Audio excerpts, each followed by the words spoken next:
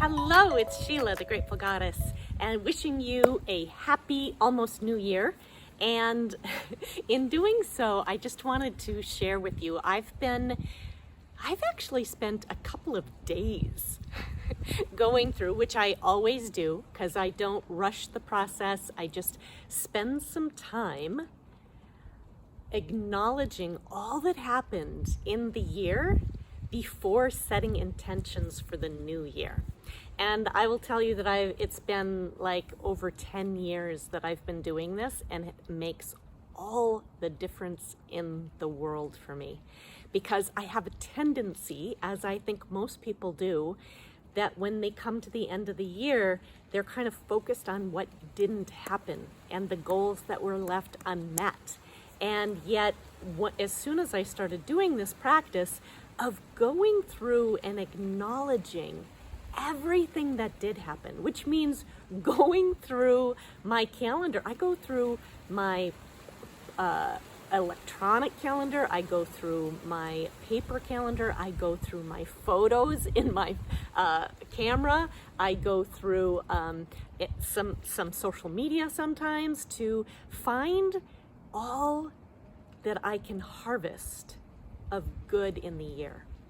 And I know that as most people are looking at 2020, they are saying really unkind things about the year because it's been crazy. No question, it's been a crazy year. And yet, as you know, what you focus upon grows and expands. And when I went through and started to highlight what was really positive and good in my life in 2020, admittedly, it was a really good year. I generally put things in categories of travel and adventure. This year, I combined travel and adventure and fun and entertainment together. And the reason being is because a lot of my trips were canceled. And yet I was surprised to see that there were several trips that still happened. I still went to Mexico for a spa week the first week of January and a ski trip in February, and California I can't remember a couple of times I went to California, and going to visit my brother.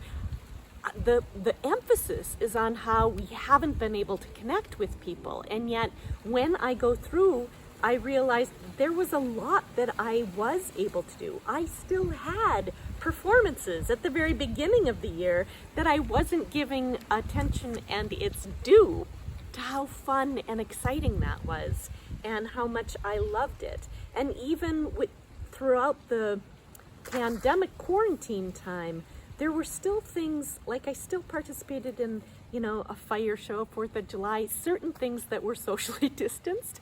And so, yeah, there was definitely performances that were fun. Even did a scuba diving thing with a group of girlfriends. Again, that was pre-quarantine time. But learning to draw and paint and having a Zoom birthday party with my kids where they sent me paints, and we just got together and had a really different, I will admit, was a different kind of birthday celebration, but really fun.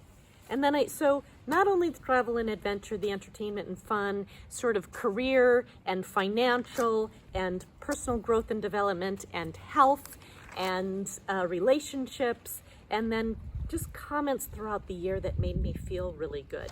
And so one would think that since this is the year that I had this concussion, that health might have been one that didn't have as many positives in it. And yet, when I look at it and I write all the things down, there was gold in it. There was some wonderful things for my health.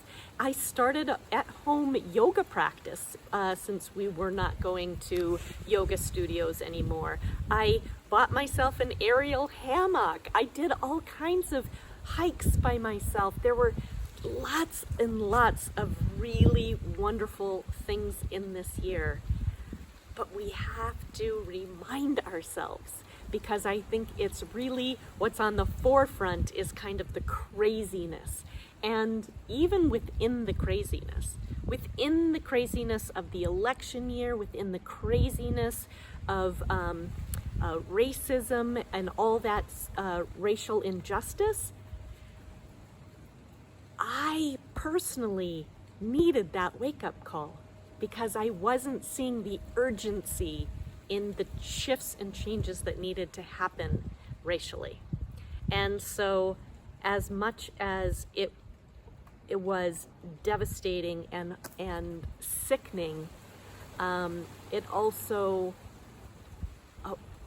awoken something within me that needed to be awakened. So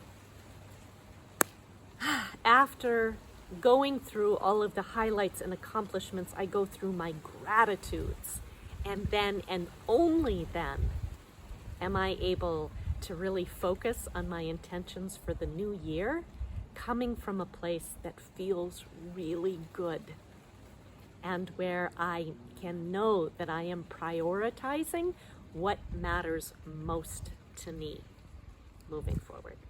So, Happy New Year. I hope that you are busy harvesting all the good that was in your year, and even acknowledging and grieving that which was painful and difficult, because that needs attention also. And once we feel it and release it, we can put our emphasis on what we want to see as the change we want to be in the world. All right. Mwah! Much love. We'll see you next year.